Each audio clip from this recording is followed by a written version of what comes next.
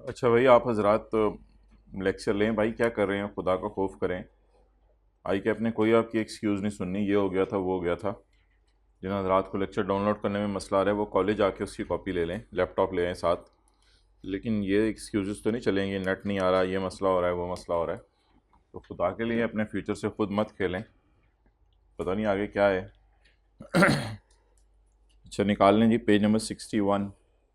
Chapter 3 को हम अभी पॉज कर रहे हैं। उसमें वो जो कोड ऑफ एथिक्स है, एक सफ़ा वो मुझे पता रहता है, वो ज़रा थोड़ा सा ज़रा डिटेल मांगता है, पेज 24। तो इसको फिर कभी डिस्कस करेंगे।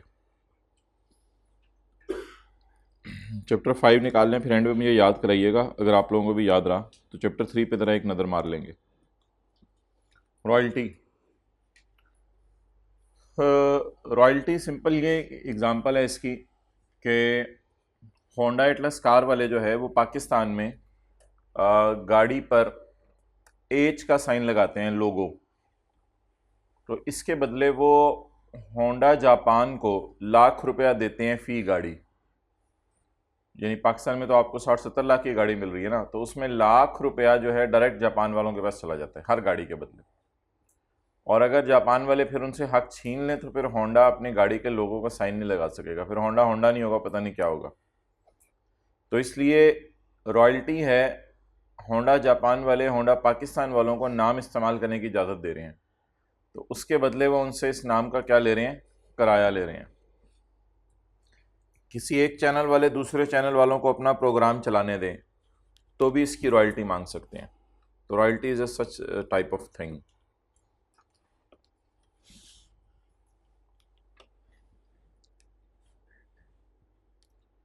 Royalty means any amount paid for use of design. आपने बाटा वालों से कहा कि मुझे अपने स्कूल शूज़ का डिज़ाइन यूज़ करने दो, मैंने भी अपनी फैक्ट्री में इस तरह के जूते बनाने हैं। उन्होंने कहा ठीक है आप बना लो, आप कहाँ बनाओगे? आपने कहा मैं तो आज़ाद कश्मीर में बनाऊंगा। उन्होंने कहा ठीक है, आप हमारे इलाके में इंटरफेयर ना करना, आप बनाओ, लेकिन बाटा का नाम यूज़ ना करना। आपने कहा ठीक है कोई मसला नहीं, सिर्फ आपका डिज़ाइन यूज़ करूंगा, आपका पेटेंट यूज़ नहीं करूंगा, आपका नाम यूज़ नहीं करूंगा, आपका ट्रेडमार्क यूज़ नहीं करूंगा, जो आपका नाम है वो यूज़ नहीं करूंगा, बस आपका डिज़ाइन यूज़ करना है। उन्होंने कहा ठीक है, okay, go ahead, no problem at all. तो अब आप जाहिर बात है बाटा वालों को हर जूता जो बनाएंगे उसके बदले वापडा वालों को, सॉरी वो वापडा कहाँ से आ गया, बाटा वालों को, अब आप हर जूता जो बनाएंगे बाटा वालों को उसके बदले आप क्या करेंगे? कुछ ना कुछ अमाउंट पे करेंगे। That is called as royalty. ऊपर से मिला के पढ़ें ग्रीन वाले से, any amount paid for use of, any amount paid for use of scientific work, any amount paid for use of films. आपने किसी से इजाजत ले ली कि आप उसका साइंटिफिक वर्क इस्तेमाल करना चाहते हैं, तो उसने कहा ठीक है आप अपना साइंटिफिक वर्क इस्तेमाल करो, मैंने किया हुआ काम, लेकिन उसके बदले मुझे कुछ पैसे दे देना। तो ये रिदम बना के ना चीज़ें बन रही हैं, साथ साथ ही हाईलाइट कीजिएगा। तो एनी अमाउंट पेड फॉर, पहला याद कर लें, use of design, any amount paid for use of scientific work, any amount paid for receipt of visual images. आपने किसी और ने इमेजेस लिए हुए हैं, आपने वो इमेजेस कैच करके अपने उसके ऊपर चलाने हैं चैनल पे, तो डेट इज़ रॉयल्टी। या आप कॉलेज वालों से बात करें कि आप लोगों के वेबसाइट पे वीडियो लेक्चर अपलोड होते हैं, तो आप मुझे अपनी वेबसाइट पे भी कुछ वीडियो लेक्चर अपलोड करने दें, तो कॉलेज वाले आपसे रॉयल्टी मांगेंगे उसकी। तो any amount paid for receipt of visual images. अगर पीटीवी वाले, पाकिस्तान टेलीविजन वाले, ईएसपीएन वालों से इजाज़त ले लें कि जो तुम लोग क्रिकेट मैच चला रहे हो हम भी चलाएंगे, तो कौन रॉयल्टी पे कर रहा होगा, कौन रिसीव कर रहा होगा? PTCL will pay amount for receipt of images। PTCL amount पे करेगी इमेजेस रिसीव करने के लिए, and it will be paid to ESPN, वो उनके लिए रॉयल्टी इनकम हो जाएगी। अच्छा जी, any amount paid for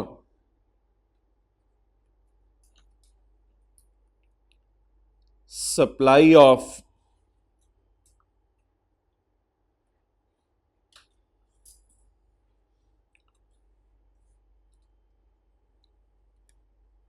scientific knowledge.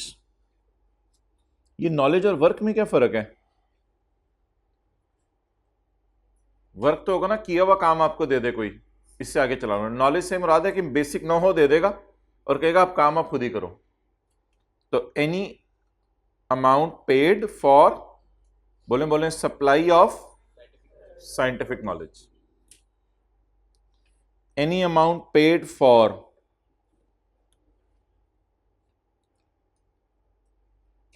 Use of scientific equipment, knowledge नहीं, साइंटिफिक इक्विपमेंट।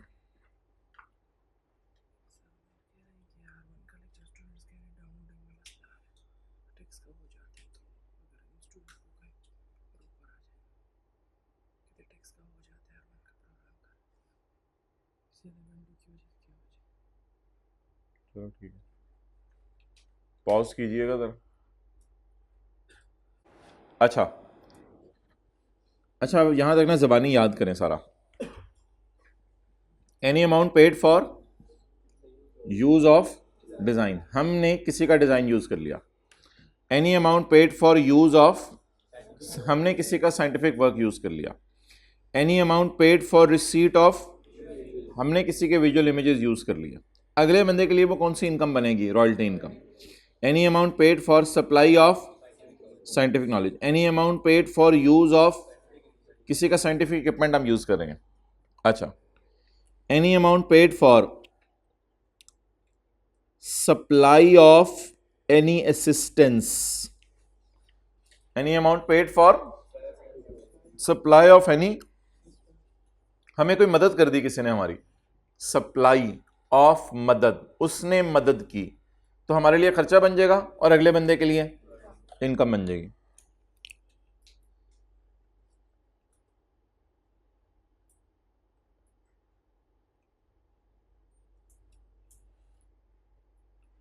अच्छा जी, अब इनको पढ़ें जी डिटेल से। ये जो रॉयल्टी के पैसे हैं, एनी अमाउंट पेड और पेएबल, हाउएवर डिस्क्राइब्ड और कंप्यूटेड, जैसे मर्जी डिस्क्राइब करें आप इसे, जैसे मर्जी कैलकुलेट करें, कहते हैं आपकी मर्जी है। वेदर पीरियोडिकल, चाहे थोड़े थोड़े करके पैसे मिले, और अ लंप सम, या इकट्ठे करके पैसे मिले। एज कंसिडरेशन फॉर, आपने अमाउंट पे की है किस चीज के बदले में, ऊपर से मिला के दोबारा पढ़ें। एनी अमाउंट पेड, जैसे मर्जी निकालें, हाउएवर डिस्क्राइब्ड और कंप्यूटर। वेदर पीरियोडिकल, चाहे पैसे थोड़े थोड़े करके दें, और लंप सम, या इकट्ठे करके दे दें, इससे कोई फर्क नहीं पड़ेगा। क्या किया हुआ क्या है? For use of right, for use of a right to use, ये राइट टू यूज बार बार लिखा होगा, use of a right to use, use of a right to receive. असल में यूज ये होता है कि आप पेटेंट यूज करें अगले का, या डिजाइन यूज कर रहे हैं। और right to right to use ये होता है कि अगले ने इस्तेमाल करने की इजाजत दे दी है, आप अभी यूज नहीं कर रहे, लेकिन अगला कह रहे हैं मैंने तो इस्तेमाल करने की इजाज़त दे दी है ना, मुझे तो किराया दो, आपकी मर्जी है यूज़ करो ना करो। तो ये राइट टू यूज़ बार बार लफ्ज़ आ रहा है, इसको आप अलग से जहन में रख लें। अभी राइट से मिला के पढ़ें। Any amount paid for, green वाला, any amount paid for use of patent, आपने किसी का नाम यूज़ किया, किसी की कोई इन्वेंशन यूज़ की, किसी का डिज़ाइन या फार्मूला यूज़ किया, मॉडल यूज़ किया, सीक्रेट फार्मूला यूज़ किया, किसी का ट्रेडमार्क यूज़ किया, या मिलती जुलती कोई भी राइट इस्तेमाल किया आपने। यानी कि इन सारी चीज़ों को प्रॉपर्टी भी कहा जाता है और राइट भी कहा जाता है। तो इनसे मिलती जुलती कोई भी नाम नया आ जाए मार्केट के अंदर, तो आपने जो भी पैसे पे किए वो आपके लिए खर्चा होगा, अगले बंदे के लिए रॉयल्टी इनकम होगी। चले नाम याद करें जल्दी जल्दी। Patent, invention, design, model, formula, process, trademark और अदर मिलती जुलती property or right. Next, green वाले से मिला के पढ़ें। Any amount paid for use of, और राइट टू यूज को तो छोड़े, any amount paid for use of copyright of a literary, artistic और scientific work.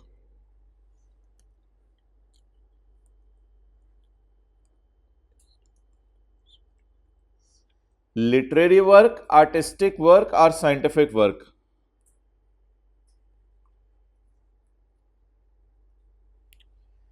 Copyright of literary work, copyright of artistic work, copyright of scientific work. Copyright ये होता है कि जैसे पब्लिशर्स ने कॉपीराइट लिया होता है कि यार मेरी चीज तुम छापना ना, मेरी चीज तुम इस्तेमाल ना करना, मेरी चीज तुम फोटोकॉपी ना कराना।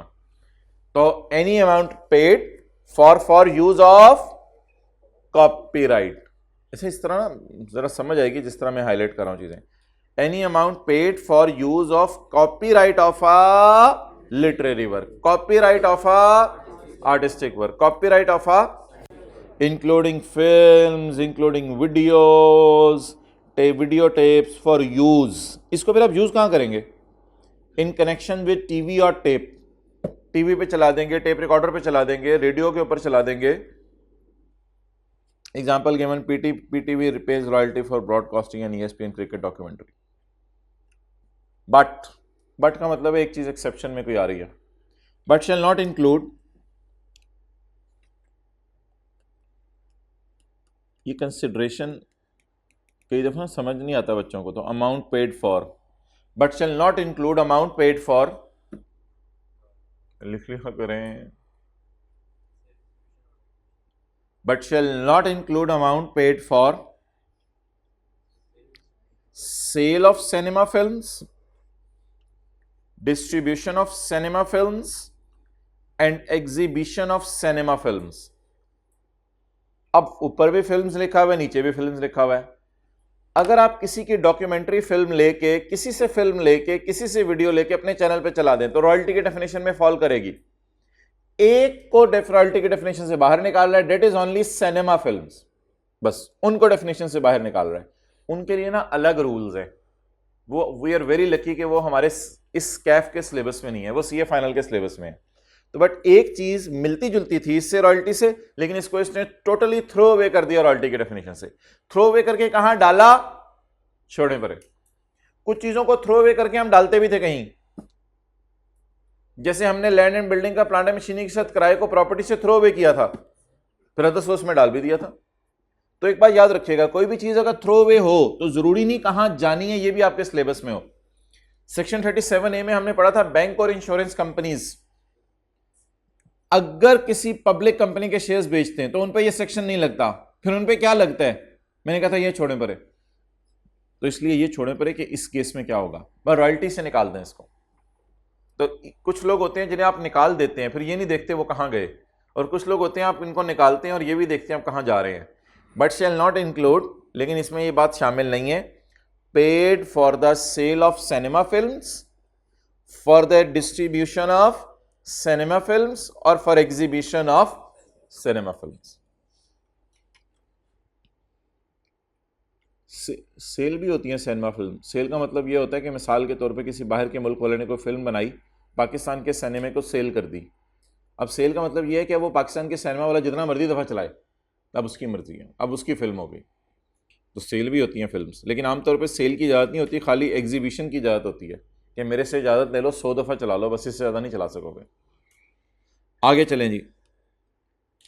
Any amount paid for receipt of visual images, receipt of sounds, tape recorder पे तो साउंड्स चलेंगे ना, receipt of sounds or receipt of both. अब अगला बंदा भेजेगा कैसे हमें, साउंड कैसे वहां तक पहुंचेगी? डाकिए को दे देगा? कभी भी नहीं हो सकता। अगला बंदा हमें साउंड कैसे भेजेगा? लिफाफे में डाल के भेज देगा? कभी भी नहीं हो सकता। ये कैसे पहुंचेंगी साउंड्स हमारे तक? Transmitted by satellite, transmitted by cable, optic fibre और similar technology in connection with. अब ये चलाएं कहां हम? वो टीवी पे चलाएं, रेडियो पे चलाएं या इंटरनेट पे चलाएं, वो हमारी मर्जी है।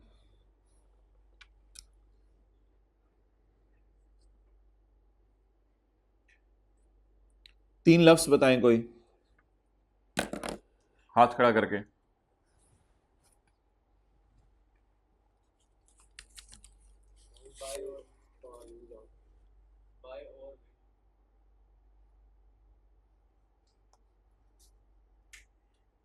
दे दे इनको, ये करीब करीब पहुंच गए।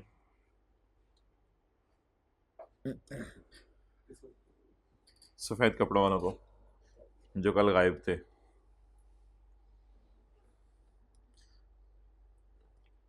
रिसीट ऑफ, क्या रिसीव करने, ये और ये, फिर ट्रांसमिट कैसे करने, बाय ये और ये, फिर चलाना कहां है, इन कनेक्शन विद ये और ये।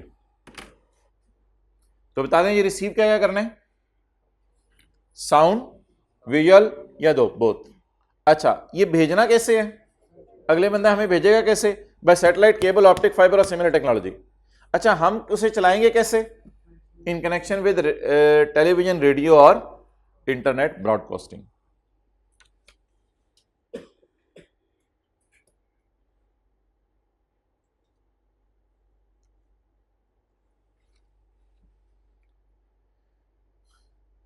अच्छा, इसी को पॉइंट बी में हाईलाइट करें, रिसीट ऑफ, यूज ऑफ क्या, लिटरेरी, आर्टिस्टिक और साइंटिफिक वर्क, और आगे इन कनेक्शन विद।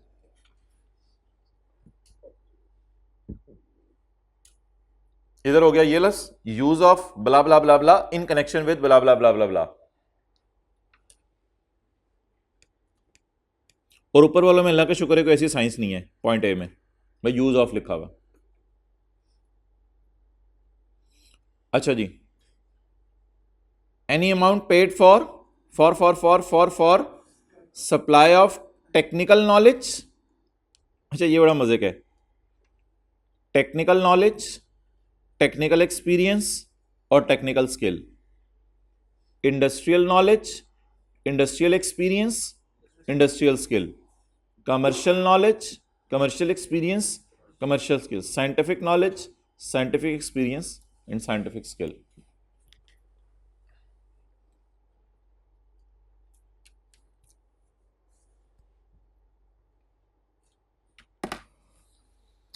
एक थोड़ा सा ना, एक यहां आके ना एक बारीक सा डिफरेंस आता है, that is the difference between, लेकिन ये कोई आपके स्कोप में नहीं है और ये डेफिनेशन एज सच कोई सिनेरियो बेस्ड सवाल में टेस्ट नहीं होने वाली चीज़। एक थोड़ा सा डिफरेंस आता है, एक वो हमने पढ़ी थी फी फॉर टेक्निकल सर्विस, और एक हम ये पढ़े हैं अब टेक्निकल नॉलेज सप्लाई करना, या तो वो इधर आए रॉयल्टी में,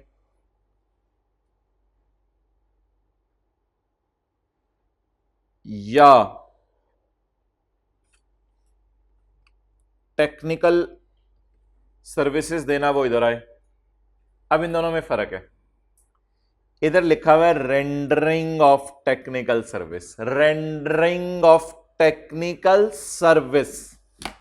इसकी मैं एक बेहतरीन मिसाल आपको देता हूं, रेंडरिंग ऑफ टेक्निकल सर्विस और supply of technical knowledge.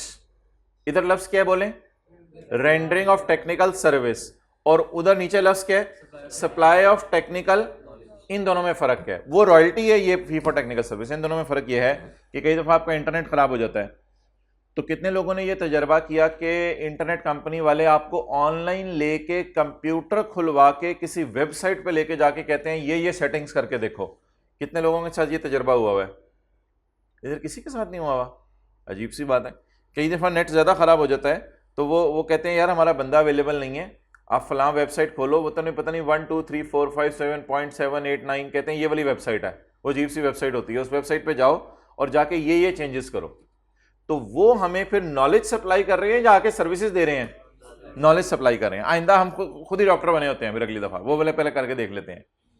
Similarly अगर वो कहें जी हमारे पास तो बंदा है, हमारा बंदा आ रहा है सही करने के लिए, तो that is like rendering of service. तो रेंडरिंग ऑफ सर्विस में बंदे का आया जाना जाना जरूरी होगा, कोई आके फिजिकली हमें सर्विस देते हुए नजर आ रहे होंगे।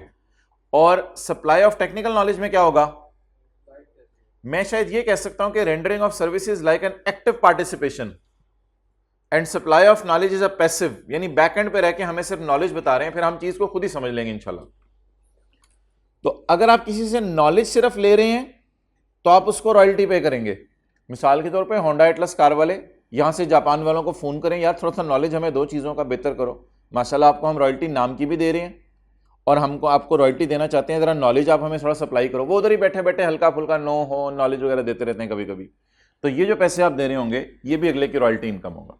लेकिन अगर वो फिजिकली आके सर्विसेज देने लग जाएं तो that is type of technical service, तो there is no active participation here.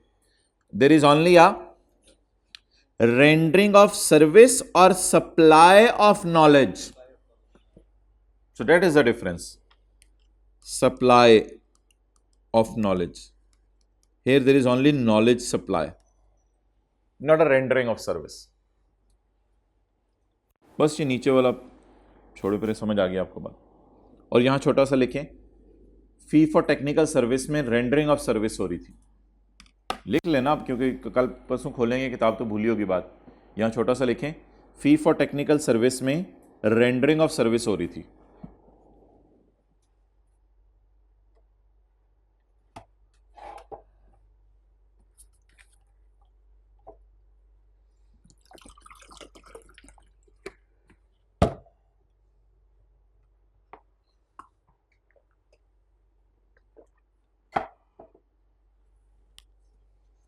अब आप हजरात जो तशरीफ़ लाए हुए हैं इस चक्कर में कि शायद कॉलेज खुल जाता, माशाल्लाह बड़ा बोल्ड डिसीजन लिया आपने। बहरहाल मैं आपसे ये नहीं पूछूंगा पिछले 2 लेक्चर कवर्ड है या नहीं, क्योंकि अगर आपने कहा कि नहीं है तो मेरा दिल बेजा वजह दुखेगा, तो दिल को दुखाने की ज़रूरत नहीं है। चुप रहें सारे, इधर से लेक्चर ले जाइएगा आज। अच्छा जी, पॉइंट नंबर ई, जो मर्ज़ी करते, साथ वाले महल्ले चले जाते, फूफो के घर चले जाते, खाला के घर, लेने थे लेक्चर बस, और तो कोई। पॉइंट नंबर ई, और ये नहीं कि चुप करके घर बैठे रहे, मैसेज नहीं आएगा, ये नहीं आएगा, वो नहीं आएगा, बस जाएं जाके हर जगह सारे मारे, हाँ लेक्चर क्या, कॉलेज ये वो करना पड़ता है। Point number E, use of scientific equipment. आपने किसी से कोई इंडस्ट्रियल इक्विपमेंट ले लिया, आपने किसी से कोई कमर्शियल इक्विपमेंट ले लिया, आपने किसी से कोई साइंटिफिक इक्विपमेंट ले लिया और उसको आप यूज़ कर रहे हैं, तो उसका जो किराया पे कर रहे होंगे डेट विल बी रॉयल्टी। ये रॉयल्टी होगी। कमर्शियली कोई बड़ी बड़ी चीज़ें मशीनें टाइप यूज़ होती होंगी, उस कॉन्टेक्स्ट में शायद कह रहा हो। अच्छा जी, पॉइंट एफ,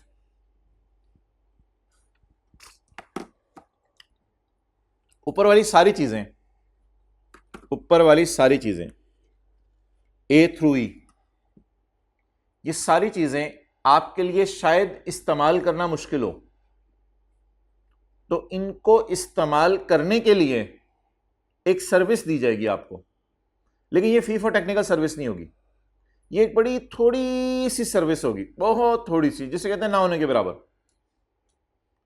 और इस सर्विस का मकसद ये होगा कि आप इस प्रॉपर्टी को एंजॉय कर सकें जो आप जिसका किराया दे रहे हैं। बस हल्का फुल्का सा आके टच करा देंगे वो सर्विस का, यार ये ऐसे कर लो, ऐसे कर लो, ये डिज़ाइन इसको ना ऐसे कर लो ज़रा, अब बता के चले जाएंगे।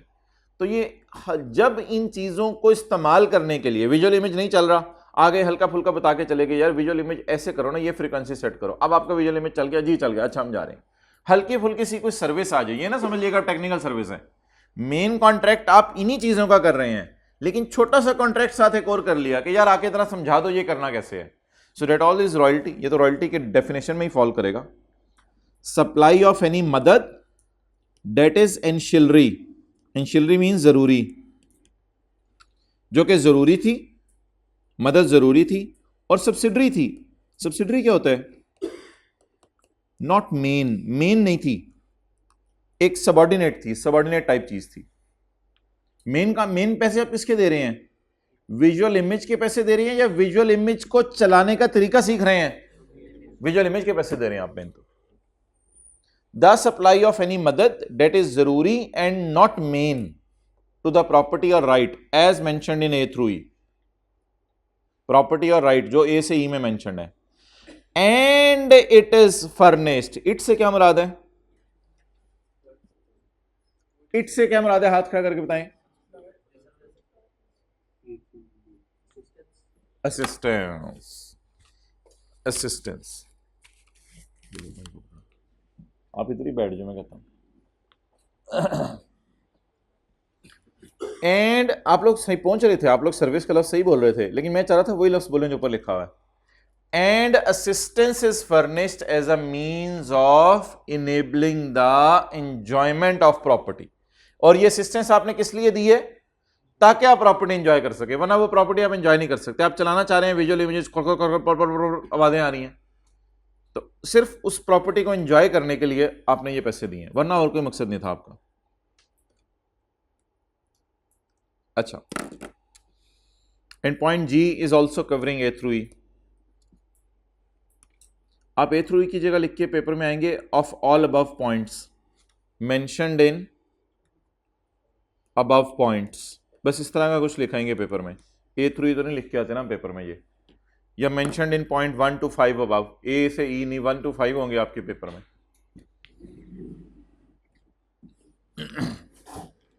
अच्छा जी, थोड़ा अरसा आपने किसी का डिजाइन इस्तेमाल किया, थोड़ा अरसा आपने किसी का सीक्रेट फॉर्मूला इस्तेमाल किया, थोड़ा अरसा आपने किसी का साइंटिफिक वर्क इस्तेमाल किया और आप उसको रॉयल्टी देते रहे। आपने उससे एक दिन जाके कहा यार ये मुझे बेच दो, डिजाइन हमेशा के लिए बेच दो। अब ये रोजाना रोजाना आपको रॉयल्टी देना ना मेरे लिए मुश्किल हो रहा है। तो होंडा एटिस कार वालों ने जाके कहा यार गाड़ी का लोगो इस्तेमाल करने दो, एक ही दफा 1 अरब रुपया ले लो। भाई ये जो हर गाड़ी पे लाख लाख रुपए है ना, इससे तो हम डूब जाएंगे। तो अगले बंदे ने वो राइट ही आपको बेच दिया। अब वो बेचना भी बेचने वाले की रॉयल्टी इनकम होगा, क्योंकि बैक एंड पे पिछले 8-10 साल आपका कौन सा कॉन्ट्रैक्ट चलता रहा है उससे रॉयल्टी का। अब बेचने वाला कॉन्ट्रैक्ट हालांकि कहीं और जाना चाहिए था, लेकिन इन चीजों का बेचना भी कहां फॉल कर जाएगा, रॉयल्टी इनकम में। तो बेचने वाले की ये कौन सी इनकम होगी, रॉयल्टी। तो अब आप जो है काफी अरसे से होंडा वाले 10 साल से गाड़ी के लोगों का किराया दे रहे हैं। एक दफा उन्होंने जाके कहा भाई 2 अरब रुपया पकड़ो, हमारी जान छोड़ो यार, आज के बाद हम नहीं रॉयल्टी पे करेंगे। उन्होंने कहा we are disposing the property. चलो क्या याद करोगे, हम तुम्हें प्रॉपर्टी बेचते हैं, लेकिन कौन सी वाली, refer to in A through E. A through E से क्या मुराद है, ये प्रॉपर्टी पहले आप रॉयल्टी के तौर पर, पेमेंट के तौर पर इस्तेमाल करते रहे हो, ये शर्त है इसके लिए। तो एफ और जी तो असल में ऊपर वाली बातों को ही टच कर रहा था। अच्छा जी, अब आपने किसी का डिजाइन इस्तेमाल कर लिया, किसी का साइंटिफिक वर्क इस्तेमाल कर लिया, किसी के इमेजेस इस्तेमाल कर लिए, किसी का नॉलेज इस्तेमाल कर लिया, या किसी का इक्विपमेंट इस्तेमाल कर लिया, और ये इस्तेमाल करने के बाद आपने उससे मदद मांगी, या फिर आपने उसको कहा मुझे बेच दो। This all falls under the royalty, ये सारा रॉयल्टी में फॉल करता है। तो पॉइंट जी की उर्दू लिख लें, डिजाइन का पहले आप किराया पे कर रहे थे, अब बाटा ने आपको डिजाइन बेच ही दिया। डिजाइन का पहले आप किराया पे कर रहे थे, अब बाटा ने आपको डिजाइन बेच ही दिया।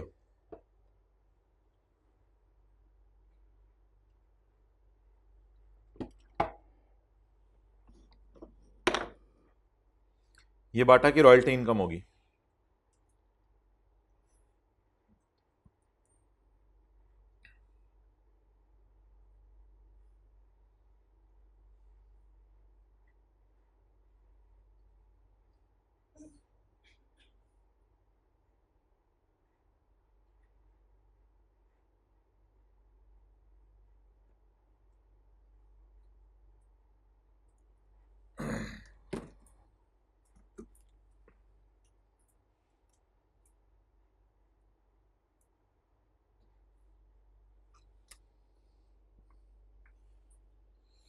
पढ़ें जी, IT enabled services.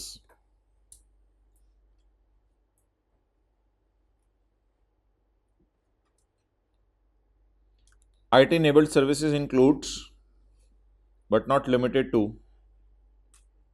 inbound or outbound call centers,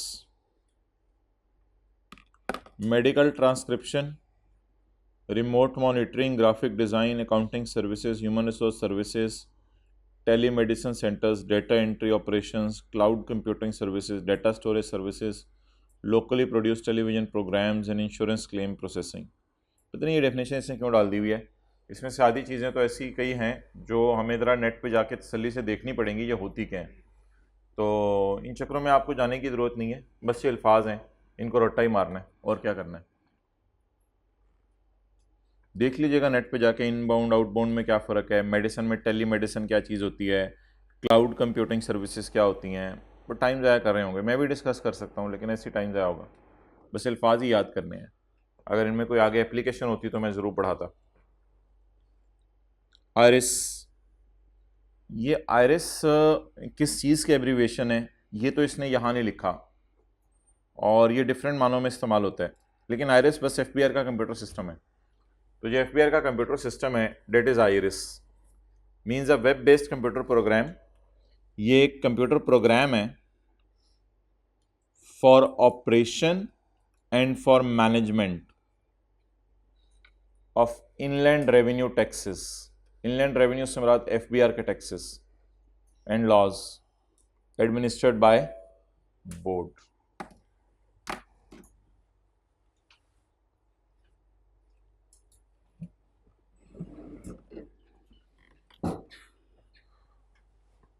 permanent establishment, sometimes Pakistan में नॉन रेजिडेंट्स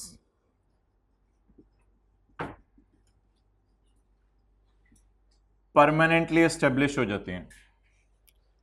समटाइम्स पाकिस्तान में आके नॉन रेजिडेंट्स क्या हो जाते हैं, परमानेंटली एस्टेब्लिश हो जाते हैं। अब वो नॉन रेजिडेंट्स जो पाकिस्तान में परमानेंटली एस्टेब्लिश हो गए हैं, मतलब ये कि एक नॉन रेजिडेंट है जिसका स्टे पाकिस्तान में 100 दिन है, लेकिन पाकिस्तान में एक दुकान खोल के चला गया, फिर बाहर चला गया, फिर आया अगले साल 2 महीने रहा, फिर बाहर चला गया, लेकिन पाकिस्तान में कोई ना कोई लोग उनकी दुकान चला रहे हैं, लेकिन वो खुद क्या हैं, नॉन रेजिडेंट। तो अक्सर नॉन रेजिडेंट्स पाकिस्तान में पक्का कारोबार खोल लेते हैं, लेकिन वो नॉन रेजिडेंट क्यों रहते हैं अगर पक्का कारोबार खोला हुआ है? इसलिए कि दुकान की वजह से तो रेजिडेंट नॉन रेजिडेंट नहीं बनते। रेजिडेंट नॉन रेजिडेंट तो residential status number of days की बेस पे बनते हैं। तो कुछ कई ऐसे फॉरेनर्स जिन्हें आप कह सकते हैं कि पाकिस्तान में 2-3 महीने के लिए आते हैं छुट्टियां एंजॉय करने के लिए, वेकेशन, साथ अपना कारोबार भी देखते हैं, पूरा साल कारोबार पाकिस्तानी लोग चलाते रहते हैं और वो बाहर बैठ के उसको मॉनिटर करते रहते हैं, बस दैट इज परमानेंट एस्टेब्लिशमेंट। अब परमानेंट एस्टेब्लिशमेंट के तरीके क्या हैं और कितने किस्म की परमानेंट एस्टेब्लिशमेंट होती है, तो उसकी डिस्कशन स्टार्ट करते हैं।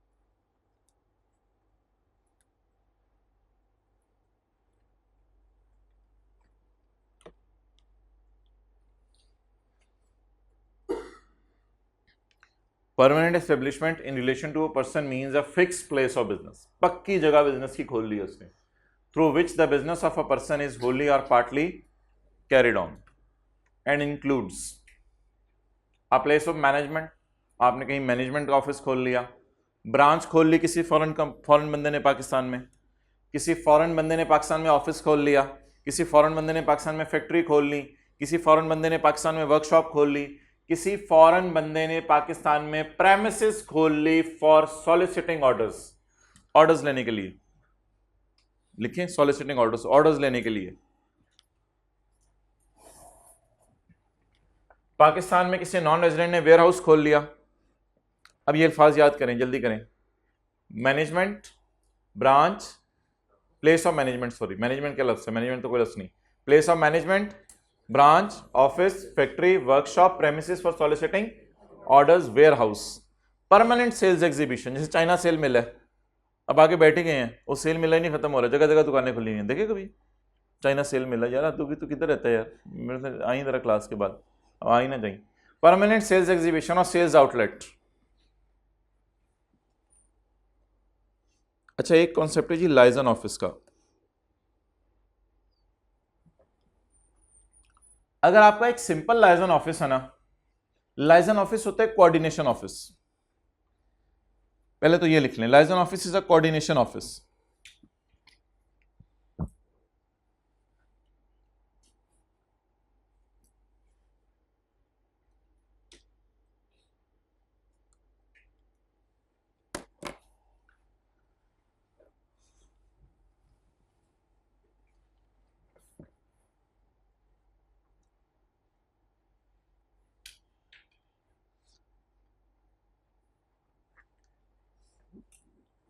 आप एक दफ्तर में गए, वहां पे लगे हुए थे सिक्योरिटी कैमरास बाहर की कंपनी के। आपने कहा यार ये कितने का कैमरा है? उन्होंने कहा सॉरी, आप कैमरा देख लें, बाकी अगर आपने कोई कांटेक्ट करना है तो बाहर की कंपनी है, तो उसका ये राब्ता शाब्ता नंबर है और ये सब कुछ है, तो हम आपका राब्ता करवा देते हैं, बाकी वो कंपनी जाने आप जाने, अगर आपको चीज़ पसंद आई आप उनसे मंगवाएं। हम तो सिर्फ एक सिंपल लाइजन ऑफिस है, कोऑर्डिनेशन ऑफिस है, कोऑर्डिनेशन करा देते हैं आपकी, बाकी वो जाने आप जाने, हमें इससे कंसर्न नहीं है ज़्यादा। तो लॉ मेकर ने कहता है मुझे नहीं लग रहा ये परमानेंट एस्टेब्लिशमेंट है, चलें छोड़ें, अभी पहले ये बात कर लें। अच्छा, आप अगली दुकान पे गए, अगली दुकान के ऊपर जो है वो बाहर के मुल्क के एसी पड़े हुए थे, तो आपने उनसे कहा यार ये बाहर के मुल्क के एसी आपके पास पड़े हुए हैं? उन्होंने कहा जी बिल्कुल, ये तो हमने एक दो सैंपल बेस पे रखे हुए हैं, आपको चाहिए ये एसी? आपने कहा हाँ। उन्होंने कहा सर आप बैठें, आप ऐसा करें एटीएम कार्ड से पेमेंट करें, हम आपको बाहर का अकाउंट अपना बताते हैं और इंशाल्लाह आपके घर ये डिलीवर होगा, इधर ही बैठे आप ऑर्डर प्लेस करें। तो उन्होंने उधर ही बैठे बैठे आपको ऑर्डर प्लेस करवाया, सिर्फ कोऑर्डिनेशन नहीं करवाई, कोऑर्डिनेशन इस हद तक चली गई कि आप उधर बैठ के ऑर्डर प्लेस करने लग गए आप, और अब आप चीजें आपके घर डिलीवर होंगी। अब आपको घर जाके कुछ नहीं करना पड़ेगा, पहली सूरत में तो आपको सब घर जाके करना पड़ा। तो लाइजन ऑफिस ऐसे भी होते हैं जो लाइजन के साथ साथ सेल कॉन्ट्रैक्ट भी निगोशिएट कराने लग जाते हैं। और एक तीसरा ऑफिस था, उधर आपका कोई काम नहीं है, आप बाहर से ही आ गए। वो दफ्तर इस नेचर के होते हैं कि बाहर की किसी कंपनी ने कोई दफ्तर खोला हुआ है पाकिस्तान में, और वो पाकिस्तान से सस्ती चीजें खरीदना चाहती है, सेल नहीं करना चाहती, पाकिस्तान से सस्ती चीजें खरीदना चाहती है। अब पाकिस्तान से सस्ती चीजें खरीदने का तरीका क्या होगा? आप चीजें देख लो जो पाकिस्तान में सस्ती मिल रही हैं, हो सकता है वो उधर फर्नीचर बनाते हो, यहां से लकड़ी सस्ती मिलती हो, कोई भी चीज जो पाकिस्तान से सस्ती मिल रही है वो यहां से खरीद लेते हैं, और हो सकता है यहां से ऑरेंज सस्ते मिलते हो, वो वहां पे ऑरेंज जूस बनाते हो। कोई भी चीज जो पाकिस्तान से सस्ती मिल रही है तो बाहर वाले यहां पे एक लाइजन ऑफिस खोल लेते हैं। हाँ, अब जिस बंदे का ऑरेंजेस का बाग है वो जाएगा वहां, वो जाके कहेगा यार मेरे से चीजें खरीदो, अब ये उनका परचेज कॉन्ट्रैक्ट नेगोशिएट कराएंगे। अब बाहर का बंदा यहां से ऑरेंजेस खरीद रहा होगा और बाहर जाके जो मर्जी करें उनका, हमें उससे कंसर्न नहीं। अब लॉ मेकर कहता है मेरी नजर में सिर्फ एक है पीई, दिस वन।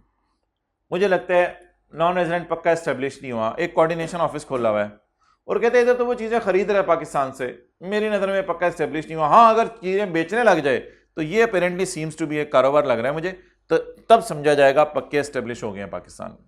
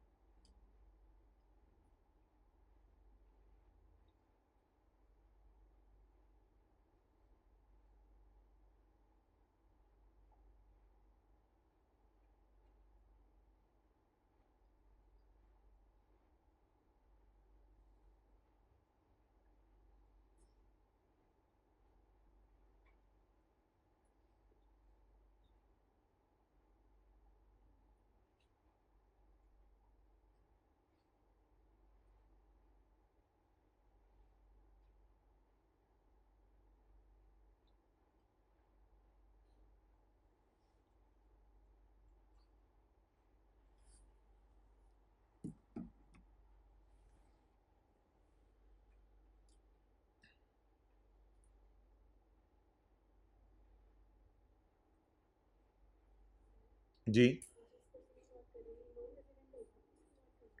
हाँ, ये तीनों ऑफिसेज एक नॉन रेजिडेंट के हैं। नॉन रेजिडेंट की जगह आप अपने आसानी के लिए समझ लें फॉरनर है कोई।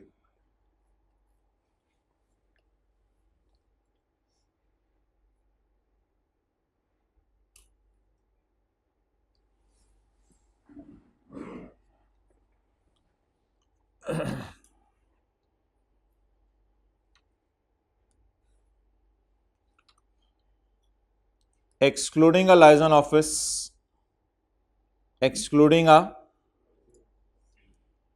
किसकी बात कर रहे हैं, एक्सक्लूडिंग अ,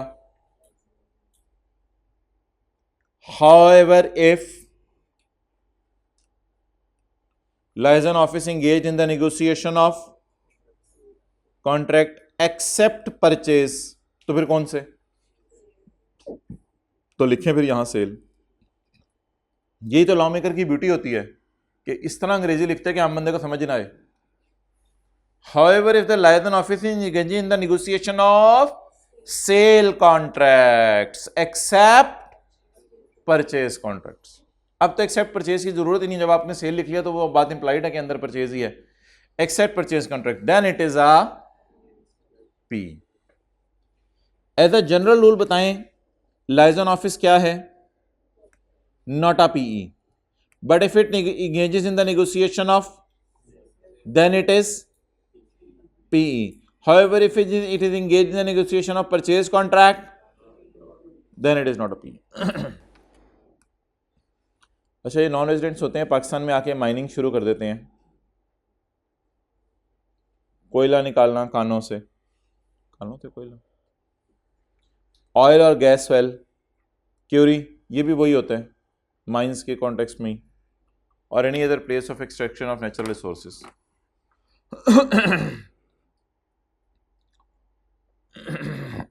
ये क्या है,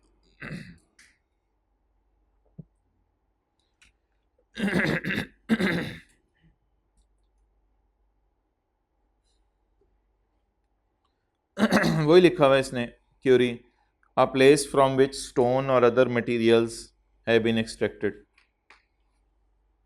कोई ऐसी कान जिसमें से स्टोन्स वगैरह निकले। ये छोटे मोटे अल्फाज इनको मैं ना एक्सप्लेन करूँ, डिक्शनरी में जाके देख लिया करें, जैसे किसी का दिल चाहे इनबाउंड आउटबाउंड सर्विसेज कॉल, लेकिन ज़रूरत नहीं है इनकी। आगे चलें। हाँ, नॉन रेजिडेंट की पाकिस्तान में कोई एग्रीकल्चर प्रॉपर्टी भी हो सकती है, पेस्टोरल और फॉरेस्ट्री प्रॉपर्टी भी हो सकती है। अब पेस्टोरल का भी उर्दू में मतलब लिख लें अगर वो देता है, वरना अंग्रेजी वाला ही लिख लेंगे।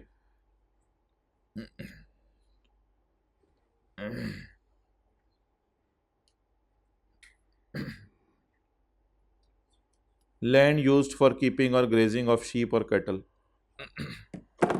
वो जानवर रखने के लिए कोई ज़मीन, वही चरागाह कह रहे हैं भाई उर्दू में। Point number C, a building site, a construction. हाँ, ये तो बड़ा कॉमन है, आपने अक्सर देखा होगा, कभी सड़क पे देखे कि आपको फॉरेनर्स मोटरवे और इस किस्म की चीज़ें बनाते हुए नजर आए हों, तो अक्सर ये जापान वाले और चीन वाले लोग आए होते हैं और आके पाकिस्तान में सड़कें बना रहे हैं। तो आप building site, a construction, assembly or installation project, assemble करना होता है चीज़ों को मिक्स करना, और installation project or supervisory activities connected with it that continue for a period or periods aggregating more than 90 days within any, 12 महीने में कम से कम आपने 90 दिन काम करने। तो आप क्या बन जाएंगे, रेजिडेंट? ना ना ना ना, ना, आप नॉन रेजिडेंट हैं, आप नॉन रेजिडेंट की पक्की एस्टेब्लिशमेंट समझे जाएंगे। 12 महीने में आपने कितने दिन काम करने, कम से कम 90 दिन काम करना है। कौन से 12 महीने? ना, टैक्स ईयर में नहीं, टैक्स ईयर में नहीं। आज क्या तारीख है? 12 मई 2023। एक साल पहले क्या तारीख थी? आज अगर आप जानना चाहते हैं कि कोई बंदा पीई है या नहीं, उससे आज ही जाके ये सवाल पूछें, क्लास खत्म होती है तो आज ही जाके सवाल पूछें, भाई पिछले 12 महीने में तुम 90 दिन पाकिस्तान रहे, वो काउंट करके बता देगा आपको। अगर वो 92 दिन पाकिस्तान में रहा, ही विल बिकम पी, वो पी बन जाएगा। तो किसी भी दिन खड़े होकर आप उससे पूछ सकते हैं, लेकिन उसने गिनना कितने दिनों में है 90 दिनों को? पिछले 12 महीने। तो एनी 12 मंथ्स लिखा हुआ है या टैक्स ईयर लिखा हुआ है? Any 12 months.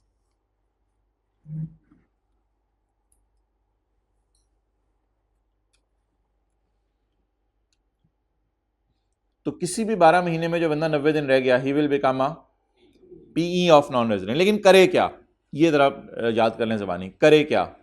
Number 1 building site, number 2 construction, assemble, assemble होता है प्लांट असेंबल करना या इंस्टॉल करना, और supervisory activities connected with it that continue at least for a period of more than 90 days, for a period of or period aggregating more than 90 days, यानी 90 days भी चल सकता है, period of और period amounting in aggregate to 90 days within any 12 month, किसी भी 12 महीने में।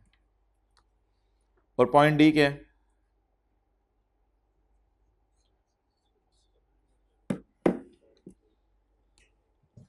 the furnishing of services by any person through employees और इज अदर पर्सनल। तो लिख लें, किसी फॉरेन लॉयर ने पाकिस्तान में आके केस लड़ा हमारा,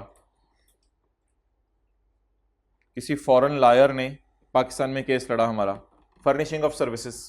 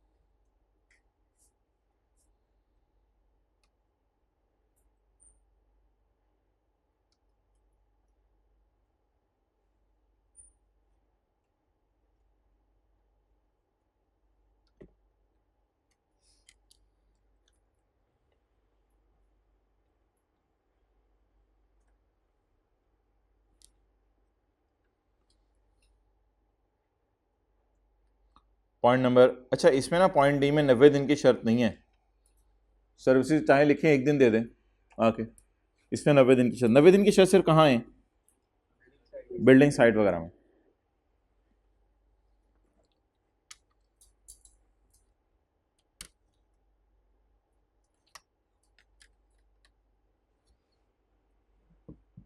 अच्छा वी आर वेरी अनलकी कि नॉन रेजिडेंट की परमानेंट एस्टेब्लिशमेंट की टैक्सेशन हमारे सिलेबस में नहीं है, लेकिन इसकी डेफिनेशन हमारे सिलेबस में है।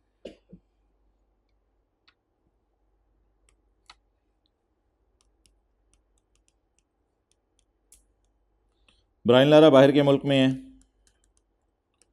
पाकिस्तान में वसीम अकरम है। ब्रायन लारा प्रिंसिपल है वेस्ट इंडीज़ में, ये एजेंट है।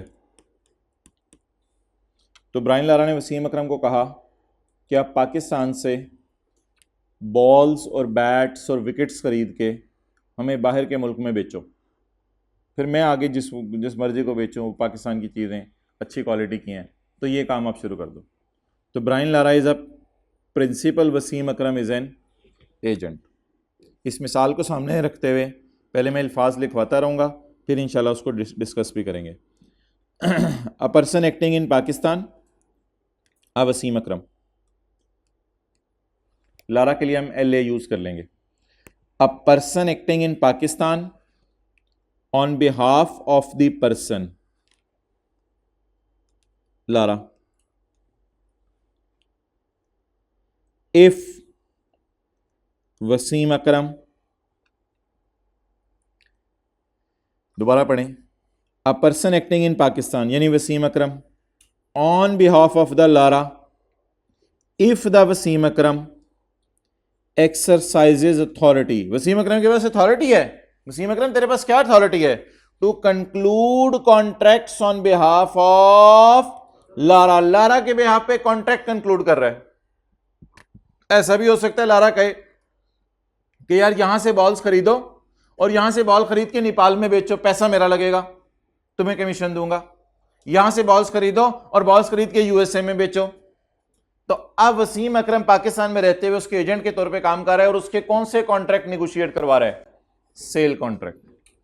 Repeat, Wasim Akram on behalf of Lara, if the Wasim Akram exercises an authority to conclude the contracts on behalf of Lara.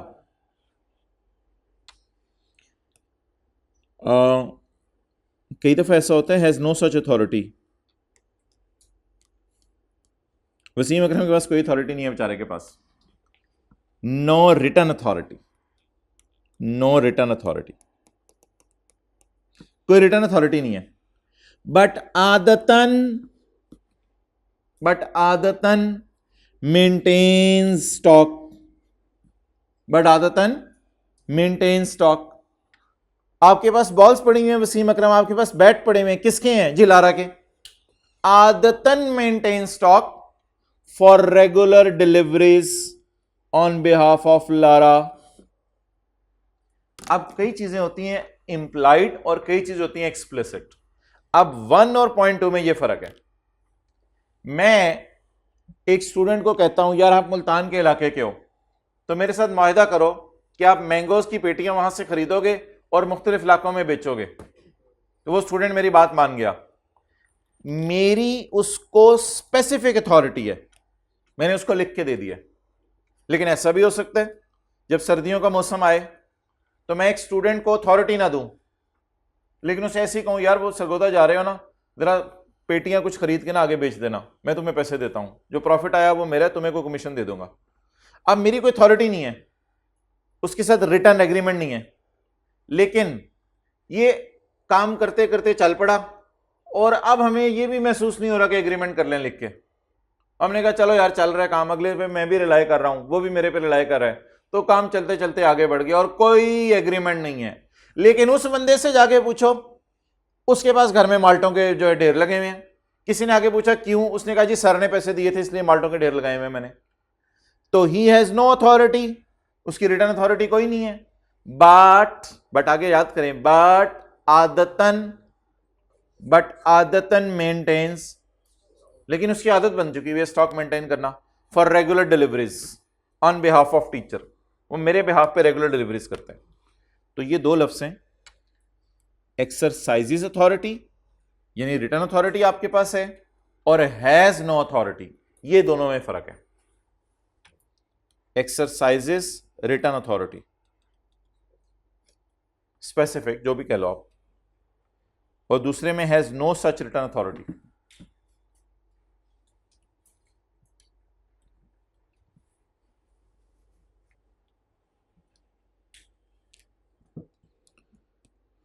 अच्छा जी, वसीम अकरम क्या करता है? Wasim Akram plays the principal role.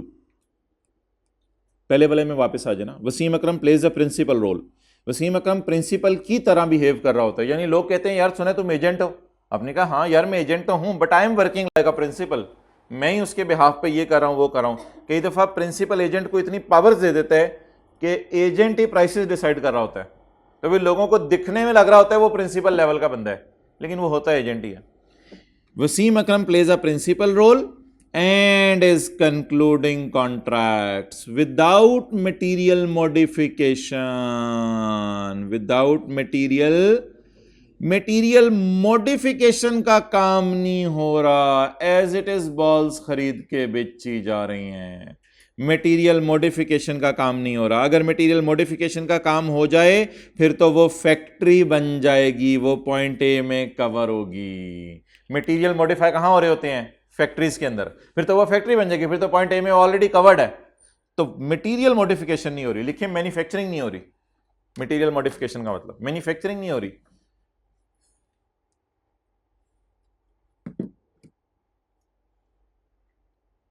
बस वसीम अकरम क्या कर रहे हैं? चीजें खरीदते हैं और खरीद के आगे बेच देते हैं, without manufacturing, without material modification. And those contracts are in the name of Lara, और लारा के नाम पे कॉन्ट्रैक्ट करता है। जाहिर बात है अपने नाम पे तो नहीं करेगा, लारा के नाम पे कॉन्ट्रैक्ट करेगा।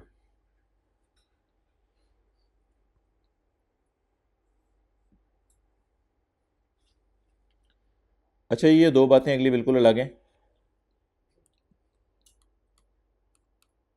यानी जो हमारा रिदम चल रहा है उससे डिफरेंट सी बातें हैं। और इसमें बॉल्स की मिसाल नहीं लूंगा, पहले हमने बॉल्स बैट्स की मिसाल ली है। ऊपर से मिला के पढ़ें। Wasim Akram plays the principal role and conclude contracts and these contracts in the name of person, or for the transfer of ownership of property owned by that enterprise. इसकी मिसाल लिखें प्लीज, स्टार डाल के खूबसूरत सी मिसाल लिखें। लारा परचेज्ड अ बंगला या घर, हाउस, जो मर्जी आपको पसंद है लिख लें। Lara purchased a Bangla in Pakistan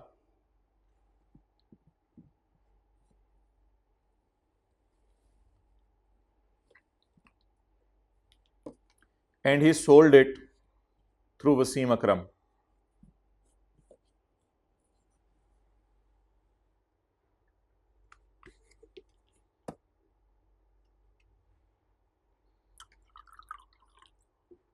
Now Wasim Akram again here is agent. Wasim Akram इधर भी एजेंट ही समझा जाएगा।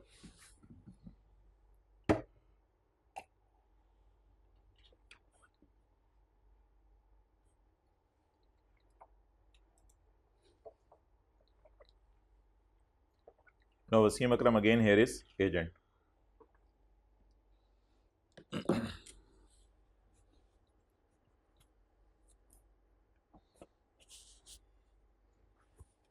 पढ़ें जी। For the transfer of ownership of property owned by Lara and sold through Wasim. Sold through Wasim तो आप लिखेंगे तो समझ आएगा। And sold through Wasim Akram. For the transfer of ownership of property owned by Lara and sold through Wasim Akram.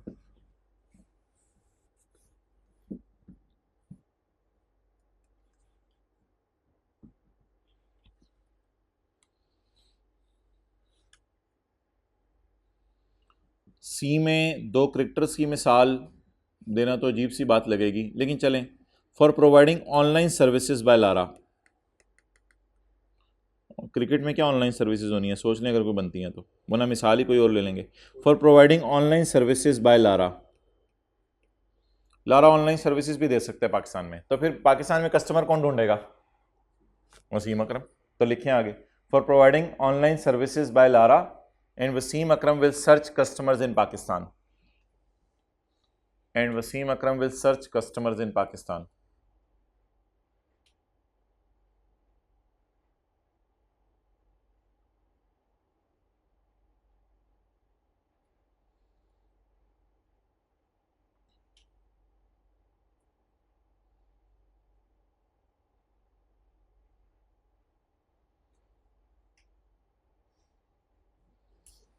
अच्छा, अब मुझे आप बताएं, दो सिनेरियोज हैं।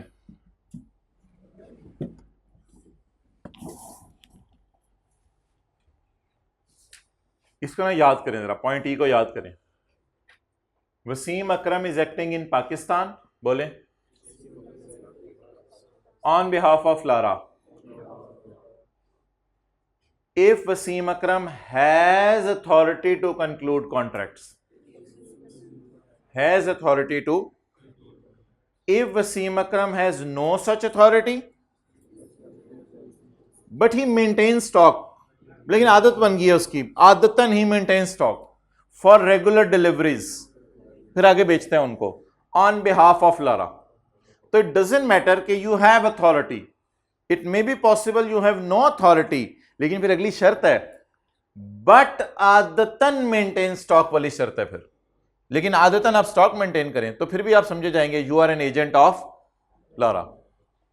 अच्छा, और अगले सिनेरियोस, वसीम अकरम इन सारी चीजों में प्ले करता है प्रिंसिपल का रोल, दिखने में प्रिंसिपल ही लगता है, और कॉन्ट्रैक्ट उसके लिए साइन कर रहा होता है मटेरियल मॉडिफाई किए बगैर, और ये कॉन्ट्रैक्ट्स अल्हम्दुलिल्लाह सारे लारा के नाम के होंगे। ये बात खत्म हो गई सारी। अब मैंने कहा था दो बातें ना बिल्कुल अलग हैं। कई दफ़ा लारा ने कोई प्रॉपर्टी बिकवानी है तो वसीम अकरम को हायर कर लेते हैं, और कई दफ़ा लारा ने कोई सर्विसेज जो है वो देनी है तो वसीम अकरम को हायर कर लेते हैं कि तुम पाकिस्तान में मेरे लिए कस्टमर्स ढूंढो। अच्छा, एक बात इसमें आखिरी, वो ये है कि other than an agent of independent status acting in ordinary course of business,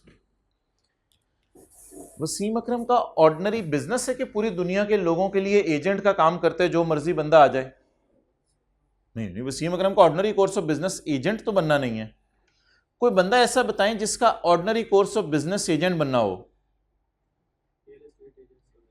real estate agents वगैरह, स्टॉक एक्सचेंज में चले जाएं ब्रोकर्स, वो किसके एजेंट होते हैं?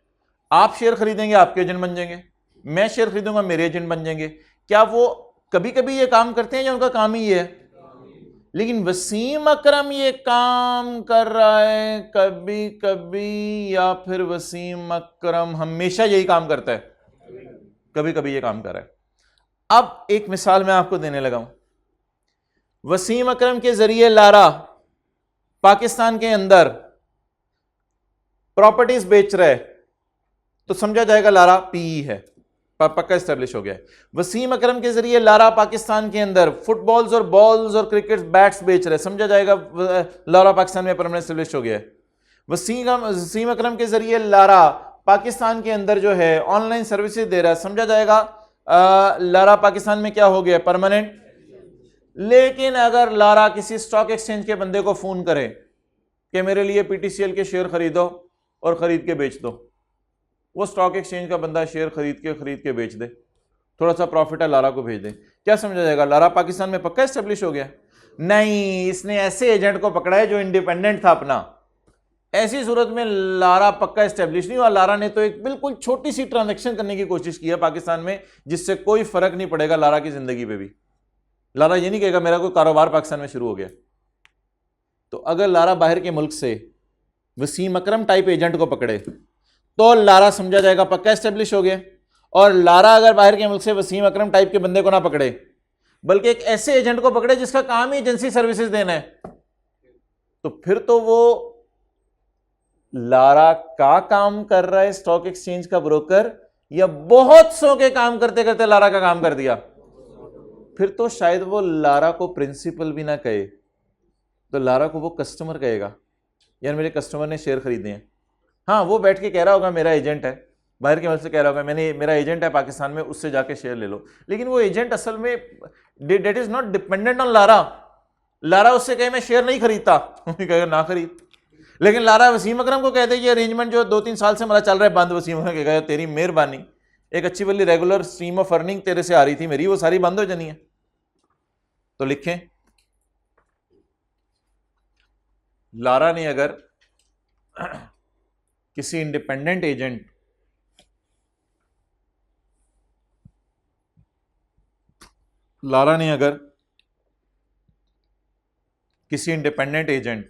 जैसे स्टॉक एक्सचेंज के ब्रोकर, लिखनी पड़ेगी अब पूरी बात। लारा ने अगर किसी इंडिपेंडेंट एजेंट जैसे स्टॉक एक्सचेंज के ब्रोकर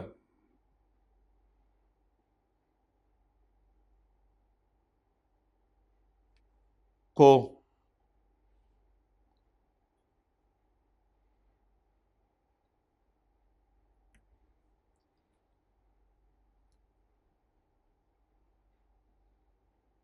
शेयर खरीदने बेचने को कहा,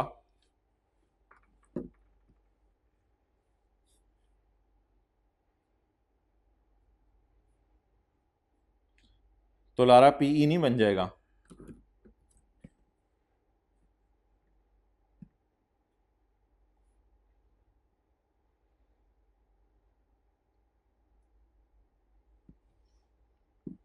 तो लारा पीई नहीं बन जाएगा।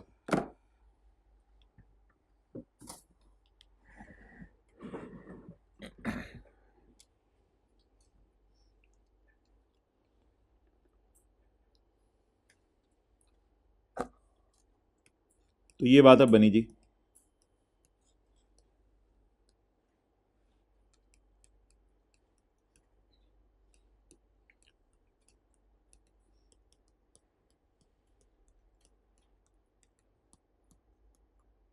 ये हो गया ना? बोलें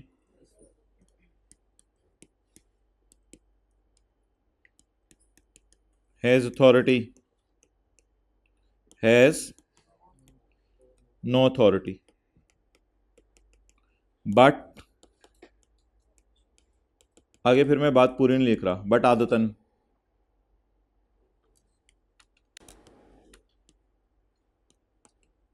पी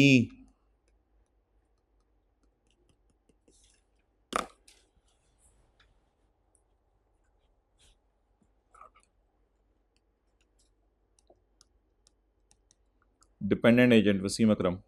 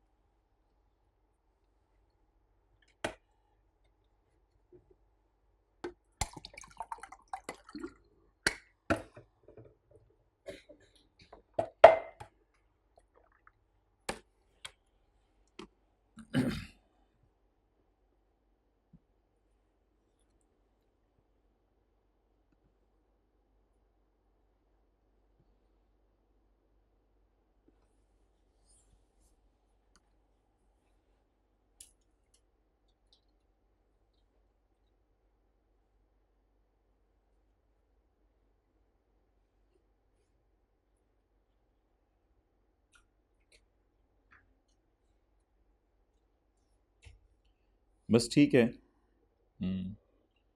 आगे एक छोटा सा पॉइंट है, वो पढ़ें, आखिरी पॉइंट इंशाल्लाह कल पढ़ेंगे, उस पर क्योंकि टाइम लगना है, लेकिन इसको याद करें पहले यार। पॉइंट ई को, a person is acting in Pakistan on behalf of Lara if Wasim Akram exercises authority to conclude contracts. दूसरी बात, if he has no authority but habitually maintain stock for further deliveries. और if Lara acts, if Wasim Akram plays the principal role and conclude contracts in the name of Lara or for the transfer of property or for the providing of service। तो इधर आपने ये लफ्ज़ याद कर लेने, transfer of property और इधर प्रोवाइडिंग ऑफ सर्विस, इस तरह रिदम बन जाएगा, ट्रांसफर ऑफ प्रॉपर्टी और providing of service. Second last point पढ़ें। Any substantial equipment installed or other asset or property capable of activity giving rising to income। Non resident ने पाकिस्तान में satellite लगा लिया और उससे इनकम कमा रहा है, अब वो पी है, लिख लें हम, क्या ऐसे याद नहीं रहती। नॉन रेजिडेंट ने पाकिस्तान में सैटेलाइट लगा लिया, इक्विपमेंट लिखा हुआ है ना, सैटेलाइट लगा लिया जिससे इनकम कमा रहा है। पाकिस्तान में वर्ल्ड कप हो रहा था तो यहीं से मैचेस को कैच करके बाहर के मुल्क में चला रहा है। तो नॉन रेजिडेंट ने पाकिस्तान में सैटेलाइट लगा लिया और यहाँ से इनकम कमा रहा है।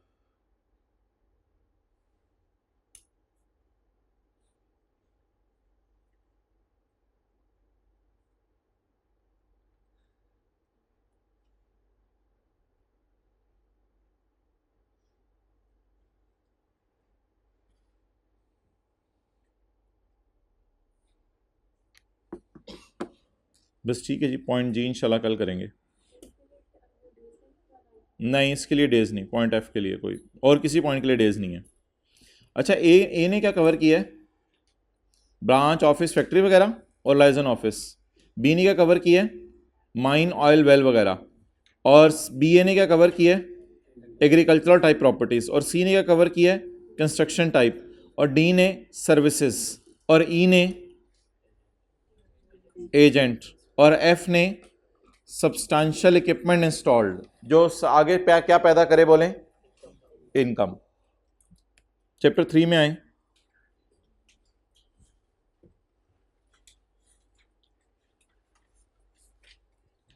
इसमें हमने जाते जाते ना एथिक्स फॉर टैक्स पेयर्स पढ़े थे, ethics for tax payers.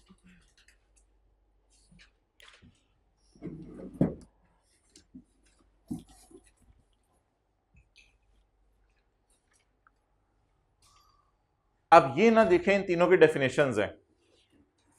Define utilitarianism, define deontology, define virtue ethics. तो ये देखिए तीनों की डेफिनेशंस हैं।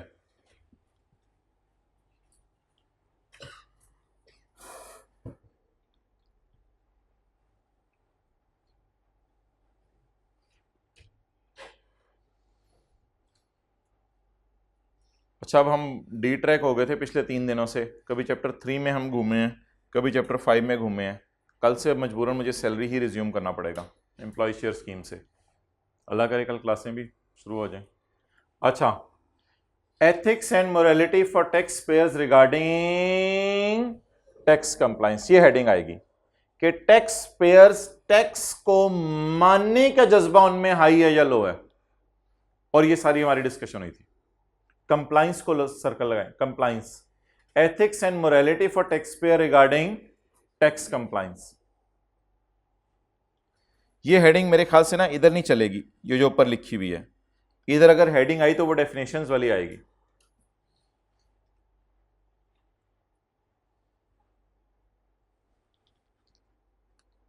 नेक्स्ट, ये तो आसान हेडिंग है, टैक्स इवेजन और टैक्स अवॉइडेंस और इन दोनों में फर्क। और आखिरी फिर ये था कि अगर पेपर में आ जाए ये चीजें अवॉइडेंस के एतबार से डिस्कस करें, तो अवॉइडेंस के एतबार से अगर इन चीजों को डिस्कस करना पड़ा तो फिर ऐसे होंगी, यूटिलिटेरियन, वर्चू एथिसिस्ट और डियोंटोलॉजिस्ट।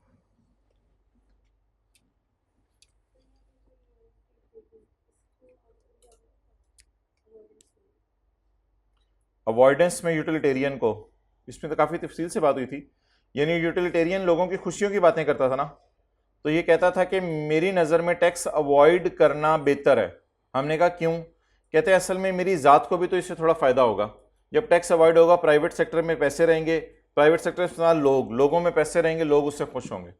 और अगली एक डिस्कशन की थी कि टैक्स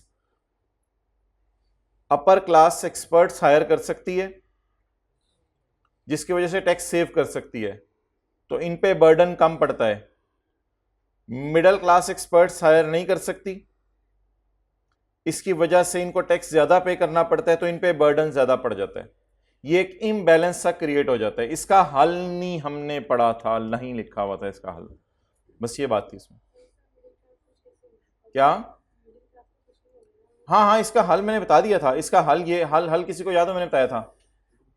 हाँ, हल ये बताया था कि गवर्नमेंट लेवल के ऊपर एक्सपर्ट्स रखे जाएं और वो मिडिल क्लास का टैक्स निकालें, लेकिन हल इसका यहां लिखा नहीं हुआ ना, मजबूरी में।